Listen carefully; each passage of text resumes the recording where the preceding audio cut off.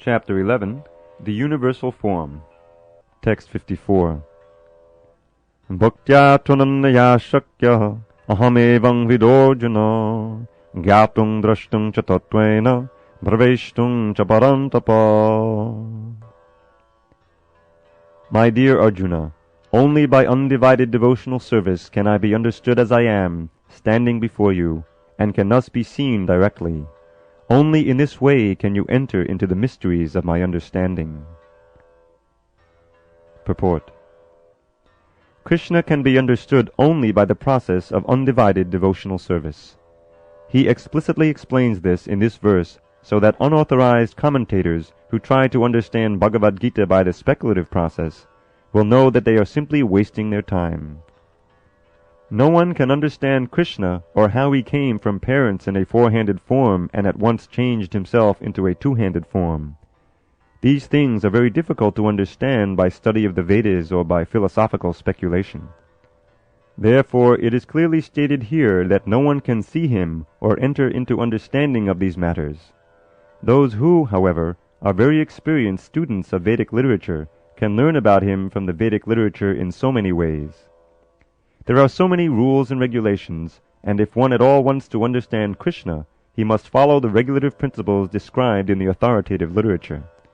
One can perform penance in accordance with those principles. For example, to undergo serious penances, one may observe fasting on Janmashtami, the day on which Krishna appeared, and on the 2 days of Ekadashi, the 11th day after the new moon and the 11th day after the full moon. As far as charity is concerned, it is plain that charity should be given to the devotees of Krishna who are engaged in his devotional service to spread the Krishna philosophy or Krishna consciousness throughout the world. Krishna consciousness is a benediction to humanity. Lord Chaitanya was appreciated by Rupa Goswami as the most munificent man of charity because love of Krishna, which is very difficult to achieve, was distributed freely by him. So if one gives some amount of his money to persons involved in distributing Krishna consciousness, that charity, given to spread Krishna consciousness, is the greatest charity in the world. And if one worships as prescribed in the temples in India there is always some statue, usually of Krishna or Vishnu, that is a chance to progress by offering worship and respect to the Supreme Personality of Godhead. For the beginners in devotional service to the Lord, temple worship is essential, and this is confirmed in the Vedic literature, Shvetashvatara Upanishad 6.23. Yasya deve para bhaktir yata deve tata guru tasyate katita yartha prakashante mahatmanaha. One who has unflinching devotion for the Supreme Lord and is directed by the spiritual master, in whom he has similar unflinching faith, can see the Supreme Personality of Godhead by revelation. One cannot understand Krishna by mental speculation. For one who does not take personal training under the guidance of a bona fide spiritual master, it is impossible to even begin to understand Krishna.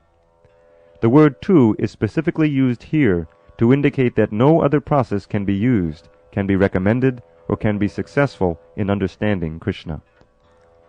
The personal forms of Krishna, the two-handed form and the four-handed, are completely different from the temporary universal forms shown to Arjuna. The four-handed form of Narayan and the two-handed form of Krishna are eternal and transcendental, whereas the universal form exhibited to Arjuna is temporary. The very word Sudurdarsham, meaning difficult to see, suggests that no one had seen that universal form. It also suggests that amongst the devotees there was no necessity of showing it. That form was exhibited by Krishna at the request of Arjuna, so that in the future, when one represents himself as an incarnation of God, people can ask to see his universal form. The word na, used repeatedly in the previous verse, indicates that one should not be very much proud of such credentials as an academic education in Vedic literature.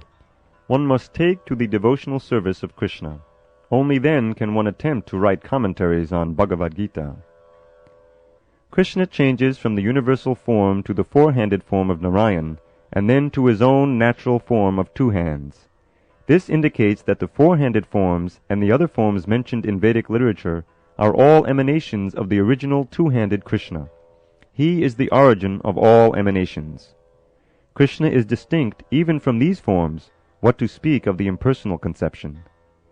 As far as the four-handed forms of Krishna are concerned, it is stated clearly that even the most identical four-handed form of Krishna, which is known as Mahavishnu, who is lying on the cosmic ocean and from whose breathing so many innumerable universes are passing out and entering, is also an expansion of the Supreme Lord.